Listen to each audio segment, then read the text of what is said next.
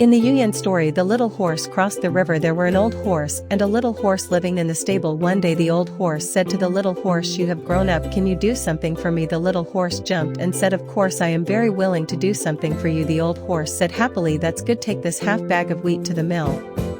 The little horse took the bag and ran to the mill, running. A small river blocked the way. The river was flowing. The little horse was embarrassed and thought, "Can I go there? If my mother is around, ask her what to do, that would be great." But he was far from home.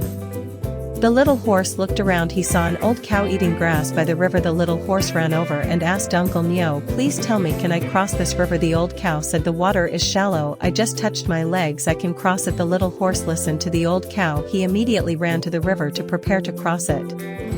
Suddenly a squirrel jumped from the tree. "Stop him!" screaming, "Little horse, don't cross the river, don't cross the river, you will drown." The little horse was surprised and asked, "Is the water very deep?" The squirrel said, "Seriously, it's very deep. Yesterday a friend of mine was drowned in this river." The little horse was too busy to stop. He didn't know what to do. He sighed and said, "I'd better go home and ask my mother."